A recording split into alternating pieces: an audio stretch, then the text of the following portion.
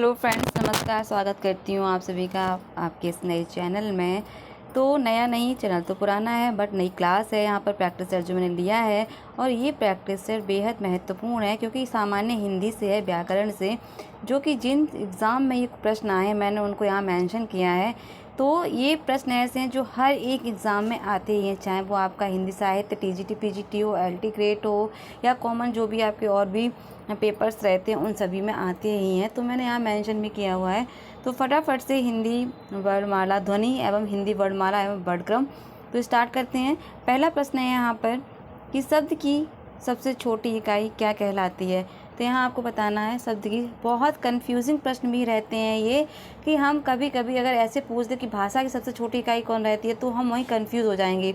हमें लगेगा भाषा शब्द इतने कंफ्यूज हो जाते हैं कि हम कंफ्यूजिंग में हमेशा आंसर जो गलत ही टिक करके आते हैं। तो यहाँ पूछा क्या है कि भाषा की सबसे छोटी इकाई क्या कहलाती है, ये आपको बताना है। तो यहाँ पर ऑप्शन में है आपका स्वर, वर्ण, व्यंजन और अयोगवा। तो यहाँ पे हमें ये देखना है कि भाषा की सबसे छोटी इकाई क्या हो सकती है। तो यहाँ पर जो सही उत्तर है, जी हाँ बिल्कुल, यहाँ पर सही उत्तर हो जाएगा आपका वर्ण। तो यहाँ पे वर्ण के साथ साथ ऐसे ही दूसरा तरीके से अगर प्रश्न बनेगा कि शब्द ब्रैकेट में दे देगा आपको भाषा की सबसे छोटी इकाई कौन सी, तो भी क्या हो जाएगा, भाषा की सबसे छोटी इकाई वर्ण या ध्वनि कहलाती है। यहाँ पर जो सही उत्तर हो जाएगा वो क्या हो जाएगा। ठीक है, अगले प्रश्न की ओर बढ़ते हैं। प्रश्न नंबर 2। अब वही प्रश्न यहाँ पर आ गया कि भाषा की मूल इकाई क्या है। यहाँ पर मैंने ये मेंशन भी किया हुआ, आप देख रहे होंगे, ये यूपीएसआई 2016 में प्रश्न आया था। भाषा की मूल इकाई क्या है, अक्षर है, ध्वनि है, वर्णमाला, संकेत है। जी हाँ, जो इसका सही उत्तर हो जाएगा वो है आपका ध्वनि। प्रश्न नंबर 3। वर्णों के समुदाय को क्या कहते हैं। यहाँ बताना है आपको कि वर्णों का समुदाय क्या होता है। ये यूपीपी कांस्टेबल 2018 में प्रश्न यहाँ पर आया था। तो यहाँ पर वर्णों के समुदाय को क्या कहते हैं, तो सही उत्तर बताइए। ऑप्शन में है वर्णमाला, अक्षर, सर्वनाम, क्रिया। तो यहाँ पर सही उत्तर हो जाएगा आपका वर्णमाला। वर्णमाला। प्रश्न नंबर 4। हिंदी भाषा की कुल वर्ण लिपियाँ कितनी हैं। जी हाँ, बड़ा कंफ्यूजिंग प्रश्न है ये। हम बहुत कंफ्यूज हो जाते हैं कि हैं कितनी, क्योंकि हम स्वर व्यंजन को देख के चलते हैं, उनको अनुमान लगा लेते हैं कितने हैं, तो इतनी हो सकती हैं। और ये प्रश्न आपका आया है जूनियर इंजीनियर तकनीकी परीक्षा 2016 में। तो मैंने यहाँ पर वो मोस्ट आपके प्रश्न लिए हुए हैं जो अधिकांश एग्जाम में पूछे ही जाने वाले हैं। तो यहाँ पर हिंदी भाषा की कुल वर्ण लिपियाँ कितनी है, ऑप्शन में है आपका 44 यानी कि 44, 52, 33, 44। ठीक है, तो सही ऑप्शन हमें क्या करना है, सही ऑप्शन बताना है। सही ऑप्शन यहाँ पर हो जाएगा 52। वर्ण लिपियाँ कितनी है यहाँ पर, 52। बढ़ते हैं अगली प्रश्न की ओर। हिंदी में ध्वनियाँ कितने प्रकार की होती हैं।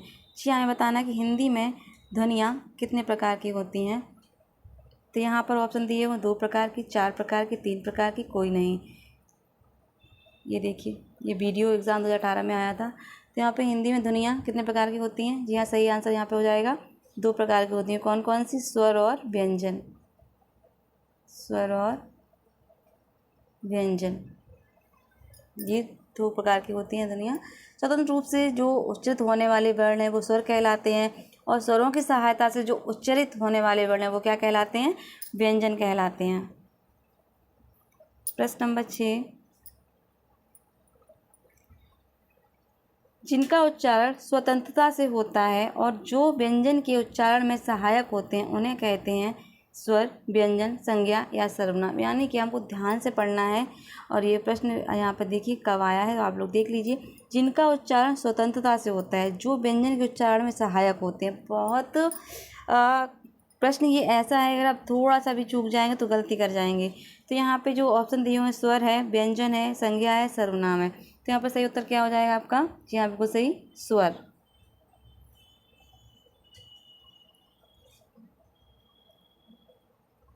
इनके उच्चारण के भीतर में आती हुई वायु मुख से निर्बाध रूप से निकलती है। हिंदी में स्वर्णों की, स्वर वर्णों की संख्या कितनी है, 11 है। संख्या कितनी है इनकी, 11। प्रश्न नंबर 7। जिन स्वरों की उत्पत्ति दूसरे स्वरों से न होकर स्वतंत्र रूप से होती वह क्या कहलाती है? जी हाँ, जिन स्वरों की उत्पत्ति स्वतंत्र रूप से न होकर स्वतंत्र रूप से होती है वह क्या कहलाती है? तो यहाँ आपको बताना है कि उनको हम क्या कहते हैं। तो आपका यहाँ पे ऑप्शन दिए हुए हैं ह्रस्व स्वर, दीर्घ स्वर, संयुक्त स्वर, कोई नहीं। तो आपको बताना है यहाँ पर सही उत्तर क्या हो जाएगा। सही उत्तर हो जाएगा यहाँ पर क्या? ह्रस्व स्वर।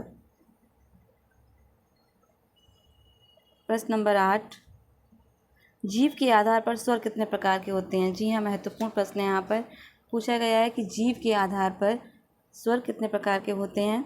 3 प्रकार के, 4 प्रकार के,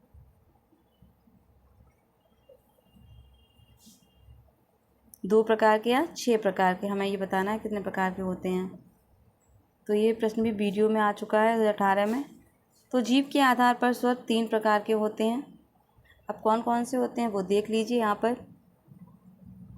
नंबर 1, अग्र।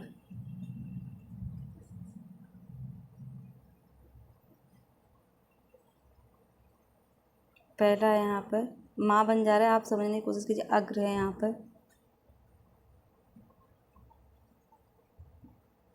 अग्र स्वर।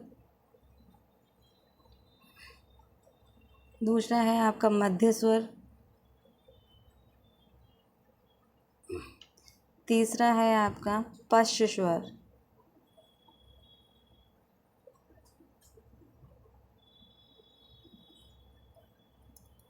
ठीक है, तो ये हैं 3 प्रकार। जीव के आधार पर स्वर कितने प्रकार के होते हैं? 3 प्रकार के होते हैं, अग्र स्वर, मध्य स्वर और आपके पश्च स्वर। अग्र स्वर में क्या होता है? जिन स्वरों के उच्चारण से जिह्वा का अग्रभाग सक्रिय रहता है उन्हें अग्र स्वर कहते हैं। जैसे इसमें क्या क्या इसकी पहचान है? छोटी ई, बड़ी ई, ए, बड़ा ए, इस तरीके से इसमें आ जाते हैं। ठीक है, स्पेस कम हो रहा है यहाँ पर, तो आप लोग समझ जाइए। तो यहाँ पर मध्य स्वर में क्या होता है? जिन स्वरों के उच्चारण में जिह्वा का मध्य भाग क्रियाशील रहता है उन्हें मध्य स्वर कहते हैं। जैसे आ, इसमें क्या आ जाता है आपका? आ। ठीक है, और पश्च स्वर में जिन स्वरों के उच्चारण में जिह्वा का पिछला भाग उत्थापित होता है और उसमें पश्च स्वर कहते हैं। जैसे बड़ा आ, छोटा ऊ, बड़ा ओ, औ।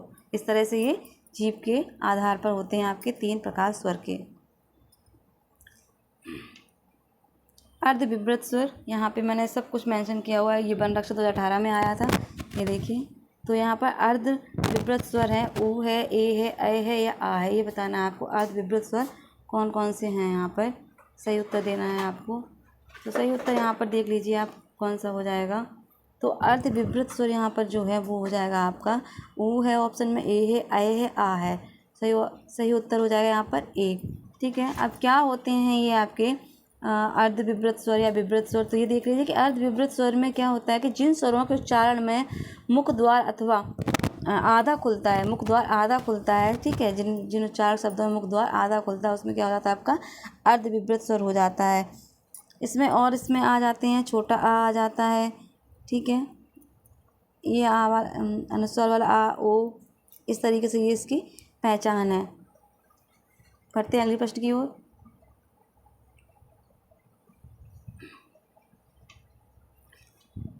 जिनकी ध्वनि केवल मुख से निकले वह हैं वृत्ताकार स्वर, अनुनासिक स्वर, संवर्त स्वर या अनुनासिक स्वर। जी हाँ, जिनकी ध्वनि केवल मुख से निकले वो कौन से स्वर कहलाते हैं आपको बताना है। तो यहाँ पर ऑप्शन दिया है वृत्ताकार है, अनुनासिक है, संवर्त स्वर, अनुनासिक है। ये आपका वन रक्षक 2018 में एग्ज़ाम में ये क्वेश्चन आया था। तो यहाँ पर सही उत्तर आपको बताना है। जी हाँ, सही उत्तर यहाँ पर हो जाएगा निरअनुनासिक स्वर। जिनकी ध्वनि केवल मुख से निकलती है वे निरअनुनासिक स्वर होते हैं। अनुनासिक स्वरों में जो आपके अनुनासिक कौन कौन से होते हैं वो आप लोग देख लीजिए। क्या कौन, ये आप पता होगा आपको, लेकिन फिर भी चीज़ों को हम अगर रिवाइज करते रहते तो चीज़ें बहुत अच्छे से हमें क्लियर होती हैं। तो रा है, ना, मा। ठीक है, के आधार पर वायु ध्वनि मुख के साथ साथ नाक से भी निकलती है। प्रत्ता आकार स्वर ऐसे स्वर होते हैं जिनके उच्चारण में होठों का आकार गोल हो जाता है। जैसे ऊ, ओ, औ। संवृत स्वर के उच्चारण में मुख द्वारा लगभग बंद रहता है। जैसे ई, बड़ी ई, ऊ, इस तरीके से। प्रश्न नंबर 11, भाषा विज्ञान की दृष्टि से ऊ किस प्रकार का स्वर है। यहाँ हमें ये देखना है कि भाषा विज्ञान की दृष्टि से ऊ किस प्रकार का स्वर है। तो ऑप्शन में है आपके पश्च विव्रत, अग्र विव्रत, अग्र संवृत, पश्च संवृत। हमें सही उत्तर बताना। और ये आपका कब आया है, कनिष्ठ सहायक परीक्षा 2016 में प्रश्न आए हैं। तो यहाँ पर हमें बताना है सही आंसर क्या हो जाएगा। जी हाँ, सही उत्तर इसका हो जाएगा पश्च संवृत स्वर। भाषा विज्ञान की दृष्टि से ऊ पूछा है किस प्रकार का स्वर, तो पश्च संवृत स्वर है। यहाँ पर जिन स्वरों के उच्चारण में जीभ का पश्च भाग कार्य करता है उन्हें पश्च स्वर कहते हैं। ठीक है। और समृद्ध स्वर उन स्वरों को कहा जाता है जिन स्वरों के उच्चारण में मुख द्वार लगभग बंद रहता है। मैं पहले आपको बता चुकी हूँ। ओठों की आकृति के आधार पर निम्नलिखित में से कौन आवृत्ति मुखी स्वर है। आपको बताना है कि ओठों के आधार पर कौन आवृत्ति मुखी स्वर है। यहाँ पर ऑप्शन दिए हुए हैं, ई है, ओ है, ऊ है और आपका छोटा ऊ है। तो यहाँ पर सही उत्तर क्या हो जाएगा कि ओठों की आकृति के आधार पर कौन आवृत्ति मुखी स्वर है। तो यहाँ पर सही उत्तर जो है वो हो जाएगा ई। प्रश्न नंबर 13, ओठों की आकृति के आधार पर स्वरों को किन दो भागों में विभाजित किया गया। जी हाँ, आपको बताना है ओठों के आधार पर स्वरों को किन दो भागों में विभाजित किया गया। आवृतमुखी स्वर, व्रतमुखी स्वर, उपरोक्त दोनों और उपरोक्त में से कोई भी नहीं। तो ये कब आया, ARO 2018 में ये प्रश्न आ चुका है। तो यहाँ पर सही उत्तर बताना है हमें कि ओठों की आकृति के आधार पर स्वरों को किन दो भागों में बांटा गया। तो जी आवृतमुखी पर भी बांटा गया है और आपका व्रतमुखी पर भी बांटा गया। तो ये उसमें सही उत्तर जो हो जाएगा उपरोक्त दोनों ही सही है। प्रश्न नंबर 14, मुख द्वार के खुलने के आधार पर स्वर कितने प्रकार के होते हैं। यहाँ क्या पूछा गया है प्रश्न, जरा आप समझने की कोशिश कीजिए कि मुख द्वार के खुलने पर जो है मुख द्वार के खुलने के आधार पर स्वर कितने प्रकार के हो जाते हैं। जी हाँ, आपको ये बताना है स्वर कितने प्रकार के हो जाते हैं। ऑप्शन में है आपका 4, 5, 6, 7। आपको बताना है सही उत्तर क्या हो जाएगा। मुख द्वार के खुलने के आधार पर स्वर कितने प्रकार के हो जाते हैं। तो यहाँ पर जो सही आंसर हो जाएगा वो हो जाएगा 4 प्रकार के होते हैं। वो कौन कौन से होते हैं वो आप देख लीजिए। यहाँ पर विव्रत, अब आपको रिकॉल हो रहा होगा। दूसरा है यहाँ पर अर्धविव्रत,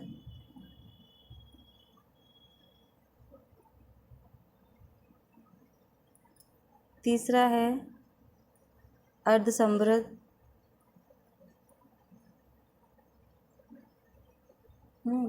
चौथा है संवृत। तो ये आपको बहुत अच्छे से याद रखने हैं। तो यहाँ पर ये हो गई, पहला है विव्रत, दूसरा है अर्धविव्रत, तीसरा है अर्धसंवृत, चौथा है आपका संवृत। यहाँ पर तो ये आपको अच्छे से पढ़ने हैं। और मुख द्वार के खुलने के आधार पर स्वर कितने प्रकार, तो 4 प्रकार का। तो बेहद महत्वपूर्ण प्रश्न है ये भी, ARO 2018 में आया हुआ प्रश्न है। अ के उच्चारण स्थान में डैश और डैश की सहायता ली जाती है। तो यहाँ पर ये आपको देखना है कि अ का जब उच्चारण स्थान करते हैं उसमें किस किस की सहायता ली जाती है। ऑप्शन में दिया है छंद, तालु, कंठ, तालु, दंत, ओष्ठ या कोई भी नहीं। यू आपका है UPSI 2017 में आया हुआ प्रश्न है। तो यहाँ पर हमें ये देखना है सही ऑप्शन क्या हो जाएगा। तो यहाँ पर ए के उच्चारण स्थान में कंठ और तालु की सहायता ली जाती है। इस तरह से हम इसको दूसरा नंबर सही करेंगे। प्रश्न नंबर 16, वर्णमाला का कौन सा अक्षर पुल्लिंग नहीं है। प्रश्न देखिए, आप प्रश्नों का तरीका देखिए कितना अच्छी तरीके से पूछा गया कि वर्णमाला का कौन सा अक्षर पुल्लिंग नहीं है। ऑप्शन में देखिए, ऑप्शन में है आपका आ, जा है, बड़ा है, चा है, टा है, ई है, आ है, पा है। और ये आया हुआ है कब, UPSI 2018 में। तो यहाँ पे ये बताना है कि कौन सा प्रकार पुल्लिंग नहीं है।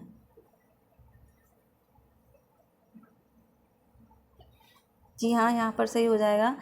पुल्लिंग छोटी ई और बड़ी ई नहीं है, किस में आ जाते हैं आपके स्त्रीलिंग में आ जाते हैं। वर्णमाला का ई अक्षर पुल्लिंग नहीं होता है, इनमें स्त्रीलिंग का निर्माण होता है, जैसे स्त्री, नदी, बालिका और भी ऑप्शन ऐसे मतलब उदाहरण बन जाएंगे। प्रश्न नंबर 17, निम्नलिखित में से कौन से शब्द री यानी कि जो ऋषि वाला री है की मात्रा का उपयोग हुआ है। आपको ये बताना शब्द देकर कि इसमें री में री की मात्रा का इन शब्दों में जो दिए हुए हैं आपके ऑप्शन में मात्रा का प्रयोग हुआ है, क्रिया में हुआ है, वर्षा में हुआ है, रिपु में हुआ है या वृष्टि में हुआ है। ये आया है आपका कांस्टेबल परीक्षा 2018 में प्रश्न। ऑप्शन बताना है सही है आपको।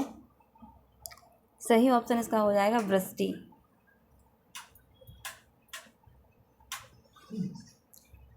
हिंदी वर्णमाला में कुल कितने अयोगवा हैं, यहाँ पर आपको बताना है। 2 हैं, 3 हैं, 4 हैं, 5 ऑप्शन में आपके दिए गए हैं।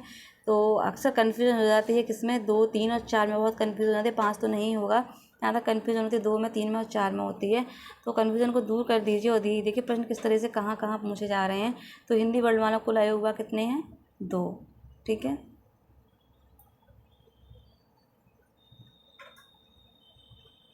अंतःस्थ और ऊष्म वर्ण कितने हैं, आपको ये बताना। आप प्रश्न को जरा देखिए, अंतःस्थ और ऊष्म वर्ण कितने। ऑप्शन में 6, 4, 8, 2। जी हाँ, ये आया वन रक्षक 2018 में प्रश्न आपका।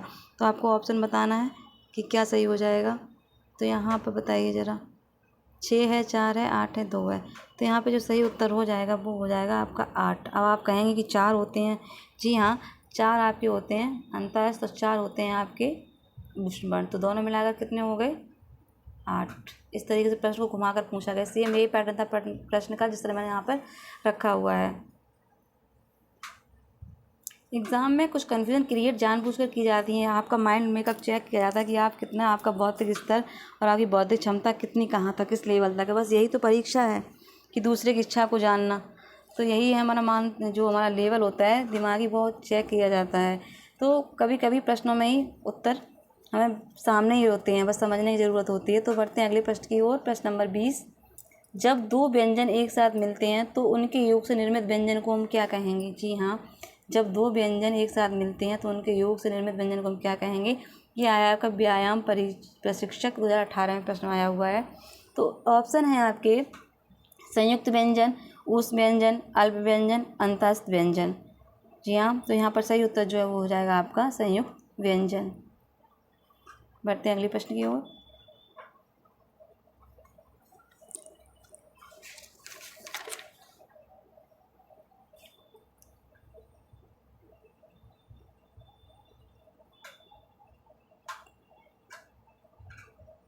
प्रश्न थोड़ा बड़ा है तो आराम से। इन व्यंजनों के उच्चारण में मुख द्वारा वायु का निगमन कम होता है तथा स्फोट भी अल्प ही होता है। प्रत्येक वर्ग का पहला, तीसरा और 5वां वर्ण यार अलावा क्या कहलाता है। बेहद महत्वपूर्ण होते, मतलब इस तरह से प्रश्न जो बना है आपका वो तरीका देखिए प्रश्न का।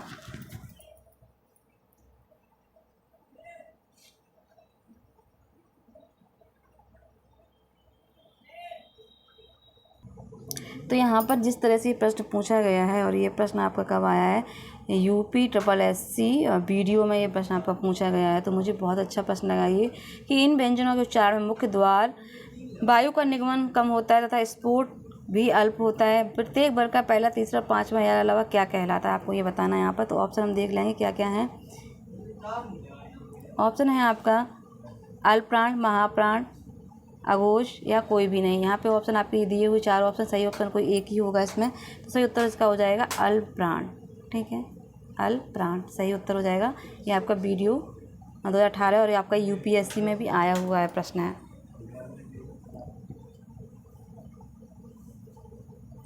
प्रश्न नंबर 22। जिन वर्णों के उच्चारण में वायु का ना तो स्पर्श ध्वनियों के समान पूर्ण अवरोध होता है, न स्वरों के समान निर्वात प्रभाव तथा वायु का निगमन घर्षण के साथ होता है, उन्हें कहते हैं। आपको ये बताना है। प्रश्न देखिए आप, कितने शानदार प्रश्न है ये कि जिन वर्णों की उच्चारण में वायु का ना तो स्पर्श ध्वनियों के समान होता है, समान पूर्ण अवरोध होता है, न स्वरों के समान निर्वात और वायु का निगमन घर्षण के साथ, उन्हें हम क्या कहते हैं। ऊष्म संघर्षी व्यंजन कहते हैं, संघर्षी व्यंजन कहते हैं, दोनों ही कहते हैं, एक दोनों में से कोई भी नहीं कहते हैं। आपको ये बताना है। बहुत अच्छा प्रश्न लगा, जिसको हम क्या कहें, बहुत ही सुपर प्रश्न है, सुपर सुपर सुपर प्रश्न मेरी नज़र में। आपका तो मुझे फीडबैक आप कमेंट्स में बताइएगा। तो यहाँ पर प्रश्नों का संग्रह कैसा रहा फ्रेंड्स, कमेंट ज़रूर बताइए। और ये आपका आया है RRB एग्ज़ाम लेखपाल चकबंदी में। तो यहाँ पर सही उत्तर पहले हमें देख लेना है। तो यहाँ पर ऊष्म संघर्षी और संघर्षी दोनों या कोई नहीं। तो यहाँ पर जो है संघर्षी भी इसको कहेंगे और संघर्षी भी कहेंगे, यानी कि सही ऑप्शन जो हो जाएगा दोस्तों यहाँ पर हो जाएगा दोनों ही कहेंगे इसको। अच्छा प्रश्न है।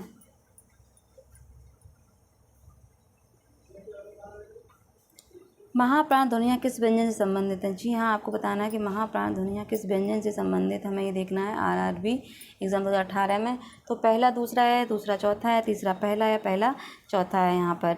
ठीक है, तो सही ऑप्शन क्या हो जाएगा? सही ऑप्शन आपको पता ही है यहाँ पर, बिल्कुल सही फ्रेंड्स। यहाँ पर दूसरा और चौथा किस में आ जाएगा? आपका महाप्राण ध्वनियों में आ जाता है। प्रश्न नंबर है आपका 24 के अनुस्वार के संबंध में कौन सा कथन उपयुक्त नहीं है? ऑप्शन है आपके, इसका उच्चारण आगे आने वाले व्यंजन से प्रभावित होता है, अनुस्वार नासिक व्यंजन होता है, इसे चंद्रबिंदु के रूप में लिखा जाता है, उपयुक्त में से कोई भी नहीं। यहाँ पे हमें क्या ध्यान देना? ध्यान ये देना कि पूछा क्या उपयुक्त नहीं है। ठीक है, ये पूछा गया हमसे उपयुक्त नहीं है, उपयुक्त नहीं है पूछा गया है। तो यहाँ पर जो हो जाएगा वो हो जाएगा अनुस्वार के संबंध में कथन उपयुक्त नहीं है। चंद्र बिंदु का प्रयोग इसमें नहीं किया जाता, बल्कि किस बिंदु का प्रयोग किया जाता है? इस वाले बिंदु का प्रयोग किया जाता है। तो उपयुक्त में से कोई नहीं तो नहीं है। यहाँ पर जो आपका ऑप्शन हो जाएगा वो ऑप्शन नंबर 3 कि इसमें चंद्र बिंदु का प्रयोग नहीं होता है। और ये आपका इलाहाबाद हाई कोर्ट आपका RO 2014 का प्रश्न बनता है। बहुत अच्छा प्रश्न है। जब एक ही ध्वनि का द्वित्व हो जाए तब वह क्या कहलाता है? जी हाँ, महत्वपूर्ण प्रश्न है। प्रश्न आपको आप कमेंट्स में ही बता सकते हैं, बाकी मैं तो यही कहूँगी प्रश्न बेस्ट से बेस्ट है, क्योंकि यही प्रश्न मैंने देखे इस तरह के प्रश्न एग्ज़ाम में जब आते हैं। मैंने एक बार RO का पेपर दिया था, तो लगभग 2018 में ही दिया था, तो ये प्रश्न वहीं से मैंने लिए। काफ़ी अच्छे चुनिंदा प्रश्न हैं और उस टाइम दिमाग घूम गया था। हालांकि अब लगता है कि प्रश्न काफ़ी अच्छे हैं और सरल भी हैं, लेकिन उस टाइम दिमाग बहुत घूम जाता है। एग्ज़ाम का प्रेशर इतना होता है। तो जब एक ही ध्वनि द्वैत हो जाए तो वह क्या कहलाती है? संयुक्त ध्वनि कहलाती है, युग्मक ध्वनि कहलाती है, संपृक्त ध्वनि कहलाती है, पारस्परिक ध्वनि कहलाती है। ये भी आपका इलाहाबाद हाई कोर्ट 2018 में आ चुका है। तो आपको सही उत्तर बताना है यहाँ पर क्या हो जाएगा? युग्मक ध्वनि कहलाता है। ठीक है, तो यहाँ पर फ्रेंड्स ये थे 25 प्रश्न जो कि बेहद महत्वपूर्ण थे। और आगे कमेंट्स में बताइएगा कि कैसे लगे ये प्रश्नों का संग्रह, क्योंकि मैंने सामान्य हिंदी सभी एग्जामों में आए हुए बेहद महत्वपूर्ण। मेहनत करते रहिए, आगे बढ़ते रहिए। ईश्वर आप सबकी सफलता निश्चित तय करेंगे और आप पे आशीर्वाद बनाए रखेंगे। बाकी वीडियो देखने के लिए आप सभी का बहुत बहुत धन्यवाद। चैनल को वीडियो को लाइक तो कर ही दीजिए, चैनल को सब्सक्राइब भी कर लीजिए और अपना साथ सहयोग कमेंट्स के माध्यम से जरूर बताइएगा। आपका कमेंट से हमें मोटिवेशन मिलता है। तो फ्रेंड्स नमस्कार, धन्यवाद।